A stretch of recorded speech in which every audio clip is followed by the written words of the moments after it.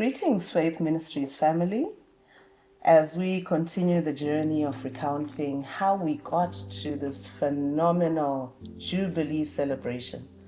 We continue to speak to different ones who can share in their journey with Faith Ministries. Today, we have two beautiful ladies, true Sarahs in the sense in our ministry. We have Mrs. Baker and we have Mrs. Machiri.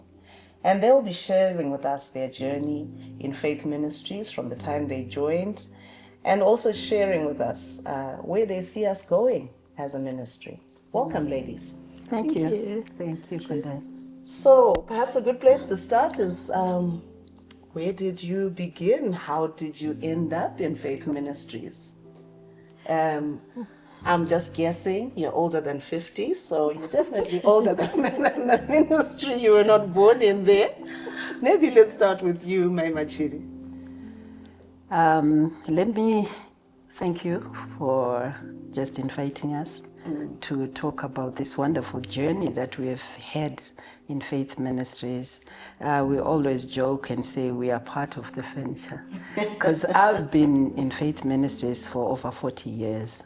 Wow. Yes, I came in when I was 21, and I'm still here so many years later. I came by introduction. My young sister from her school, she had been introduced to Faith Ministries. At that time, I was going to a mainline church. Okay. And so I came to Faith Ministries as just visiting to see what it was like. And then it was so different from what I was used to. And I liked everything. I liked the praise and worship. And I liked the word. And I just liked the atmosphere. Things were different. And I just said, I'll come again. And this was at which assembly? At that time, there were only two. Yes. There was just the one at College of Music and the one in Avondale. So I started at College of Music. Okay. And my Baker? Thank you very much for having us on this journey and reminding us where we've come from. Yes. Yeah, I've been with Faith Ministries for 38 years. Wow. I came to Faith Ministries actually from Central Baptist Church. I had moved from Bulawayo to Harare, and I'd met friends who'd invited me to CBC, and yes, I was at home. And then one of my friends got invited to Faith Ministries College of Music, and she liked it there. So a few weeks later, she says, come and check this out. So I visited College of Music only to find that a lot of my former schoolmates, a lot of my former colleagues from the university were at this church. It felt so much like home. Not only that, I found that the senior pastor's wife was my former dorm mate. So, Wow. so I felt so much at home. And not only was I then surrounded by people I grew up with, but the worship, the word, the fellowship was just so warm, so drawing. So I stayed, and here I am. So my Baker joined when you were already at Yes, I was already there. I think I'd been over a year there, almost 2 years, I think. Yeah. So what was the journey like for a new member in Faith Ministries at that time? At that time, if you came in, they would want to know if you'd given your life to Christ. And if not, they would make sure you gave your life. So you couldn't just be coming as a member without people knowing whether you were saved or not. So, and then after that, there used to be what they called a beginner's class. Okay. So that was like a 6-week course. 6 weeks? Yes, it was 6 weeks. So after praise and worship, when the word started, those in the beginner's class would go out and then go for that training. If you were a Christian, then, because in the beginner's class, they would still go through the process of finding out if you are saved. Okay. So if you were a Christian, maybe the first 2 weeks, You probably didn't quite need them. Okay. And then after the 2 weeks, we then would go into what faith ministries was all about, who is who in faith ministries, when it started, what do we believe in, things like that. And then we would go into the word, grounding this person, the assurance of salvation, topics like that. And then after 6 weeks, you'd then be released to go back into the main So service. it was a soft landing. Yes. For someone who's just come into the church, it was a soft landing. We want to find out about you, reach a point where we are all saved, and then we give you the basics. Yes, yes. And that was very important because assurance of salvation was really, really key. Okay. You know, you'd find that most, if not all, of the people who assembled every week were people who'd given their lives to the Lord. Because, and can I just say, before that, for me, I had gotten saved so many times before because I didn't understand. So anytime the word was preached and I was convicted, I couldn't get saved again. sitting here, I don't know how many altar calls I responded to, but at the end of it all, you are sure that you are sure. So you are sure of your salvation. In church now, you want to get active. You want to participate in church. Was there some kind of rite of passage then to serve? Yes. They very well structured programs were there. The first one that I remember very clearly, that I was really, the first one that I was a part of after, of course, the beginners, is the Timothy's. Okay. You had to go through the Timothy's. That was a very strong, not just discipleship, but strong leadership training program. Yes. You know how Paul, exhorts Timothy how to run the church, how different ones ought to behave. And so that was Timothy's for you. That's where we learned the 10 principles of ministry. That's where, yes, you really, really got grounded. By the time you finished Timothy's, you're ready to serve, whether you're serving as an usher, serving in worship, serving, you know what you're signing up for and what is expected of you, of the Lord and of the assembly. So you're not serving yet. You're just going through this grooming process. And how long would that be? Timothy's, can I 12 remember? weeks, I think. It was quite 12 long. weeks, you'd go on Saturdays. And like she said, you never go to serve in any position, whether it was ushering or whatever, until you've done yours. Yes. ready. So while you are doing them, you also had to attend a certain number. You couldn't just miss and think just because you registered. Yeah, you had to attend a certain number of lessons for you to have qualified. So I think it really was serious to see your leadership skills, your commitment, your level of commitment, yes. So you go to the Timothy's, and by the way, it was by invitation. Okay. Yes, so the leaders will be watching you as you come to church. How early do you come to church? And how you carry yourself around. Wow. And then among themselves, they would decide, I think this one is ready. is ready. Then you'll be invited to go for the training. Oh, no pressure, right? And then after Timothy's, you're ready to serve. At the first level. Yes, you do start serving, but there was another layer of training, a deeper training, the Joshua. The Joshua's now. Okay. That was going deeper into the word. Like if you wanted to be a home group leader, for Leader, example, yes. you couldn't just be before Joshua. You might have done Timothy's, but you then had to go through that leadership training. And if you were going to lead a ministry, suppose you were in praise and worship. Yes. But now you're going to be the leader of the praise and worship Go group. to Joshua. Then you have to have gone through Joshua's. That was leadership training then. Okay. So there was a lot of grounding in the word for anyone who ends up having Yes. a role in terms of leading. And okay, so perhaps if I can just switch and talk about what was the culture like in the church at the time.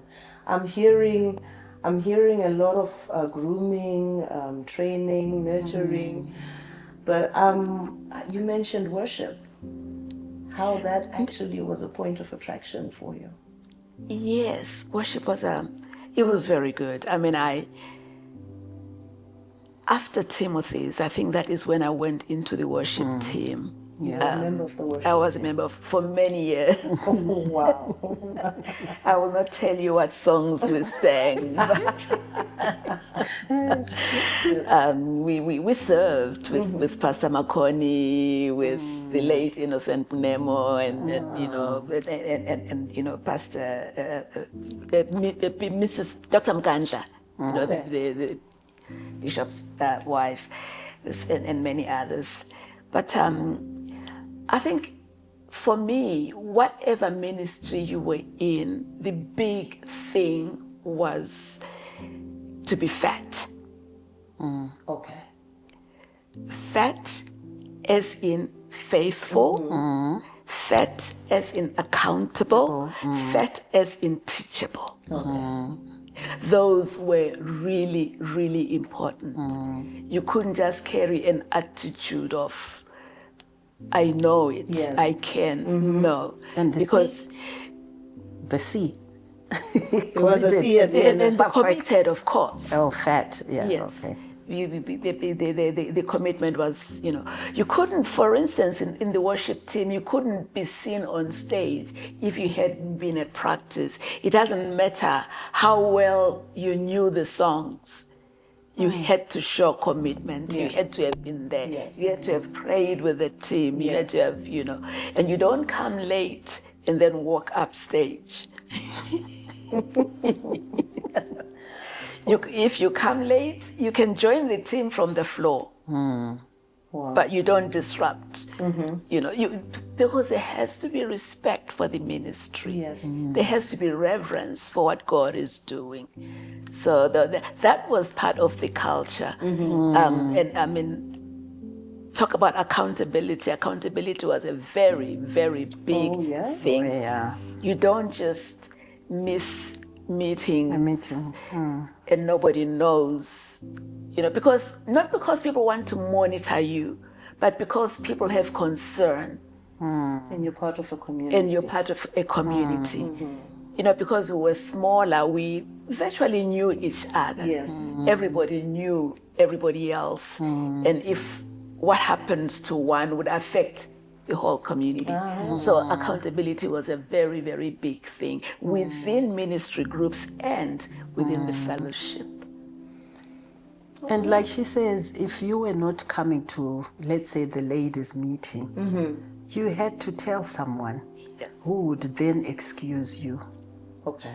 If you didn't, someone would pick up the phone. It better have See, been we an didn't- emergency. We didn't see you. It was not so much policing. No, Yes. Yes. It was Concern. concern because we were a small group. I think we could afford to do that, which is what is now is happening maybe in cell groups. Yes. Because of the numbers. Yes. You needed to tell someone. You couldn't just decide, I'm not coming, and not pick up. No, it was not a done thing, whether you're a leader or not. So you've mentioned ladies' ministry. Let's talk about ladies' ministry back then. How did it start? And, you know, what are notable memories that you have of ladies' ministry?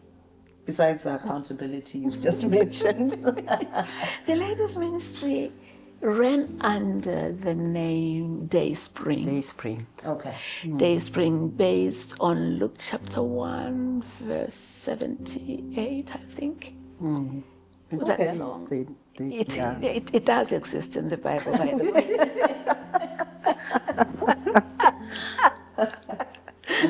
Okay. Which talks about the Dayspring dawning. Yes. You know? Yes. Yes. So it was very productive ministry in the sense that, firstly, in terms of organization, we knew third Saturday of every month was blocked. Yeah. Because Saturday afternoon, every single month, the ladies were meeting. Okay. And our meetings were always well struck. There was always, obviously, prayer and worship. Yes. There was always ministry of the word. And there was always something practical. Oh, there was a practical. Practical. As in, we had, homemakers, people who had skill in making home. Older women teaching younger women. Wow. We had people who had skill in cookery, for instance. I remember the number of cakes that came out of the ladies' meetings, where somebody would bring ingredients. If you want to do such and such, this is how you do it. If you want to do this for your family, this, right down to cleaning. I remember this one particular Saturday where we were told the basic steps of dusting and cleaning a house, as opposed to rearranging the dust. Push it over to the other end. So it was, and everything in between, very practical and buttressed by the word. And yes, very productive. So, and how to raise children. How to raise children. How to pack lunch boxes. How to make sure your child is ever ready. Like if Auntie Bongi came and wanted to pick my child up and I wasn't at home. So how to train your child to... No, would have, you have their toiletry bag, which is always ready. Okay. And if she came, the child is not going to forget a toothbrush because it's already packed. So things like that. And one of the things that I learned is that you can actually take your children to bed at a certain time. My children were different in temperament, because some people will say, what if a child is different in temperament? I remember Auntie Maureen actually saying to me, you can, after 3 months, you can put them to bed at 7 o'clock and they will stick to it. The first few days, of course, were painful because the little thing will just be screaming. But after that, peace. Oh, wow. We need those were some of the things that we got. We need those nuggets. So basically, it was navigating life as a Christian. Navigating life as a Christian with woman. the nuances of being a woman and a wife and a mother. And a working woman and sometimes. A working woman, yes. Working mother. So you are special women because you are pastors' wives. So perhaps you can walk us that journey. I mean, how do you end up being a pastor's wife? You identify a pastor and you show them interest? Or how do we do that? I think she should go first. I'll tell you the principle that we worked by. Yes. No word, no wedding. No word, no wedding. Yes. You had to have a word from God for your relationship. If God had not spoken, what are you doing in there? So the fact that he's cute and what have you is irrelevant. You needed a word from God in order to... Yes, we are human. The fact that she's cute and he's tall, dark and handsome may matter. It didn't matter to some of us. The dark wasn't there. The dark wasn't there for me. But there was a word. Yes. But there was a word. Well, it was very important as you get into a relationship to hear God. Okay. And I think more so for those men who were already in the pastorate. Because, the then senior pastor, now bishop, Gandla would ask them, what word are you standing on? Okay, so didn't marry a pastor. I'm imagining Pastor Harry approaching you. What was your response? No to a pastor or no to a tall white man, or yes. He was pastor already. He was already a pastor. Yeah. Already a pastor. Yes. And my initial response was never. Literally, never. Because he was my pastor. I respected him. God hadn't spoken to me in that manner. And he came outright. God just told me you're my wife. He obviously couched it in in a language, in a suitable. Yes. No, I wouldn't say romantic, but in a suitable language that he thought I would understand. And I understood where he was coming from because God had spoken to him, but God hadn't spoken to me. And I wasn't going to move forward until God had spoken to me. And unfortunately for him, God only spoke to me 8 months later. Sure. By which time he was that thin because he'd been fasting. Fasting for a girl. Wow. But God eventually spoke. That's a different kind of lesson. I just want to add something funny because he came to our house during those 8 months. And he was friends with my husband, who later he was best man at their wedding. But he came to talk about this girl that he liked. And one of the first questions my husband asked was like, "You've seen this girl for 12 years. Why now?" 12 years in the same church, together, and then the Lord speaks after 12 years to Exactly. say, this is your wife. And was it 8 or 12? Maybe 8 or It was 12, maybe 8 years. 8 years. Yeah, maybe 8 years. Talk about But it was a waiting on the long time. Oh, how precious. So okay. The Lord spoke to you and then you gave him the feedback. In fact, before the Lord spoke to me, I actually went to Pastor Mkandla, the then pastor, Yes. and I reported and I said, your pastors are not behaving well. But obviously, what I didn't know was that they had spoken, they were talking. I was reporting to my pastor, he was reporting to his pastor. And how did Bishop take it? He was praying and hearing God. Gave you a very nice response. Remember I said to you, accountability was a very big issue for us. Okay. It still is. So this was part of the accountability process. You know, you didn't just jump into big things like this without accounting to somebody. Okay. So yes. And the rest is history. The rest is history. Can I just ask you something?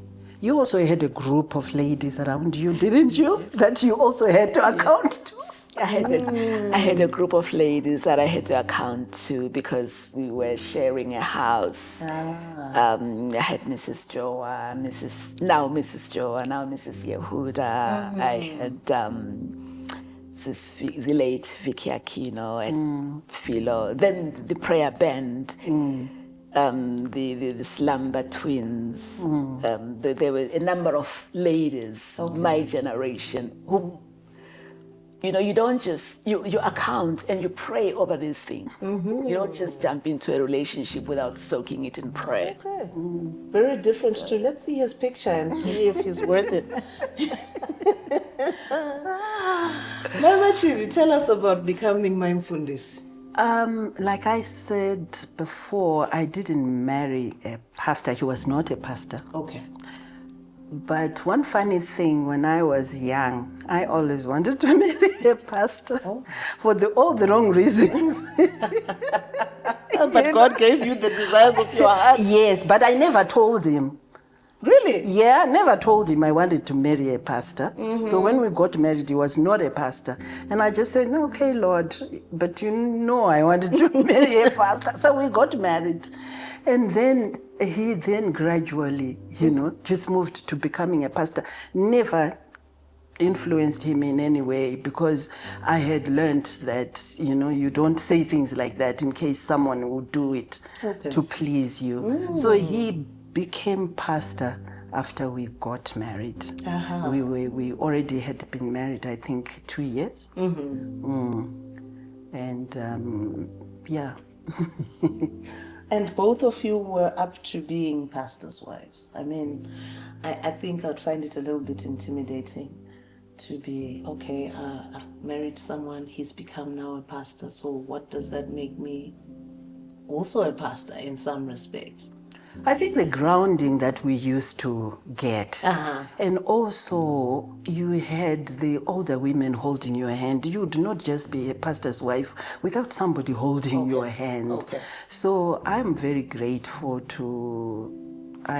We used to call her Sis Mo. Sis Mo, yeah. We still call her Sis Mo. She's the bishop's wife, Maimkandla. Yeah. because she would talk to us, take us aside, and she really held our hands. And she would also just invite us to her house. We would see how it was done, how she would entertain people. So there was hospitality, and there was that kind of hands-on mentorship. Okay. Yes. She's a very good role model. She was a very, very good role model. Yes, she was. And she was not afraid to tell you if you're not doing the right thing. Yeah. She would tell you that, look, I think this is not quite right. Would you pull up on this? Would you, try this? So that kind of, I think it's a bit lacking maybe because people now are maybe kind of doing their thing. I don't know if there's a lot of that mentorship, holding that kind of mentorship. Yeah, also, yes. maybe people are busy. Perhaps. But then we would invite each other. I don't know. Also, Dr. Mkandla is very, apart from being solid in the word, she's very administrative. Okay. So she always laid her things out nicely, and made it easy for you to learn and then to follow. I see. So it wasn't just the sorority of, I know the journey you're walking, let me hold your hand, but she actually had a structured understanding of, if you walk it this way, you will get to where you want to go. So, my Baker, you're also a person who flows in the prophetic, and would like to just know how that was earlier in the church. Was the prophetic openly embraced, or was it a case of you grew into it? Did people need to accept, first of all, a woman serving in the prophetic, and then secondly, just that prophetic ministry in faith ministries? My memory has to serve me well. I happened into the ministry. When I say I happened into the ministry because the way God worked with me is that He would show me things. Okay.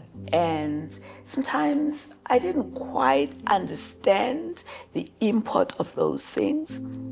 But because I had this very good relationship with the pastors, I would then go to, Bishop Mkandla and say, this is what I encountered as I was praying. This is what I sensed God saying. This is what I saw.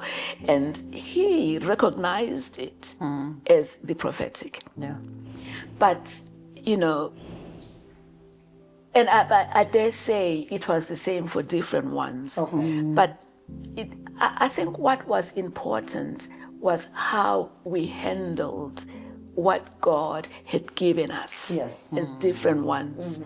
That determined how we were then accepted. Okay. Some in the prophetic may not have the grace of handling the word. Yes. We have different graces, let me say. There are different graces of how we handle what God has given us. So it took a very long time.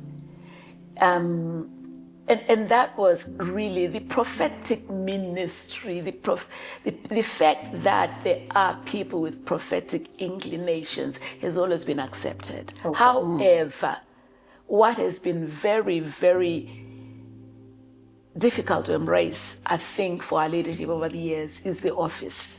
Yeah.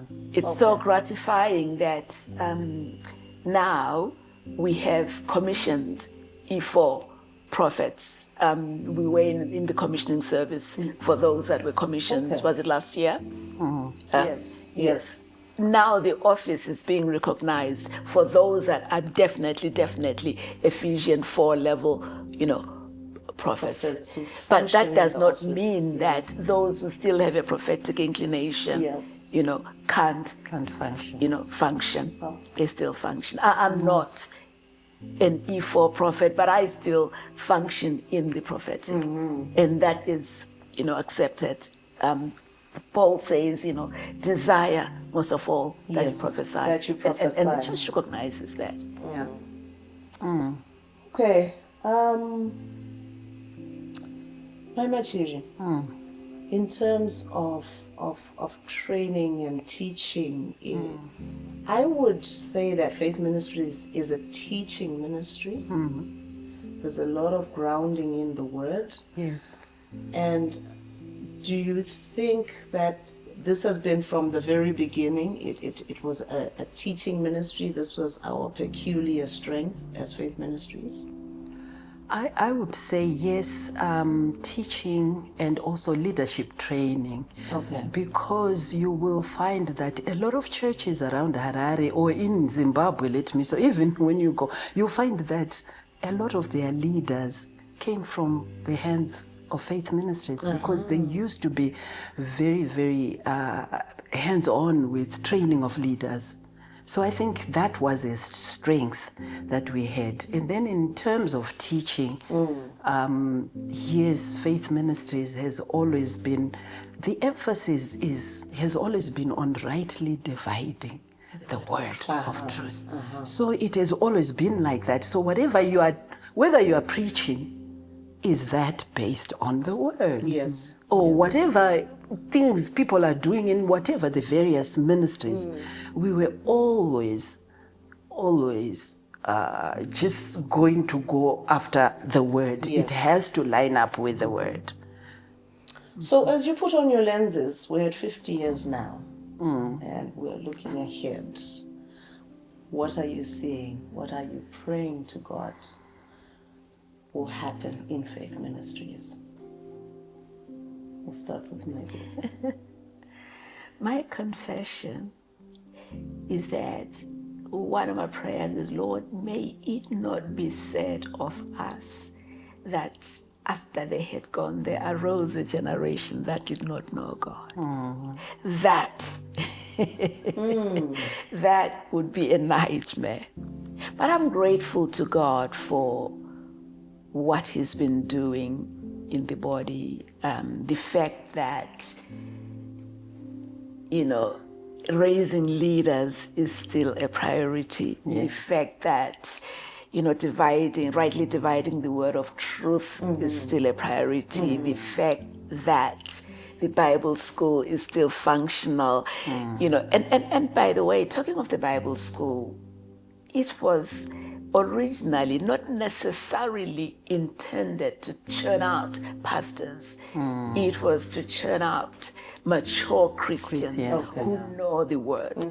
You may become a pastor, you may not become a pastor, but you've been through it, you know the words, you've got the practical handles, you can apply this and navigate life. And these elements are still there. Yes. And besides which, it is not our church. This church has the builder.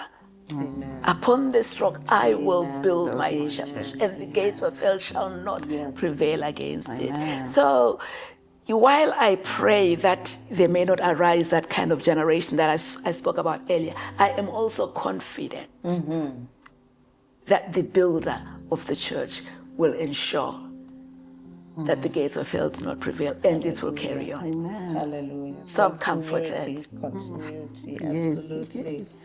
Mama Machiri.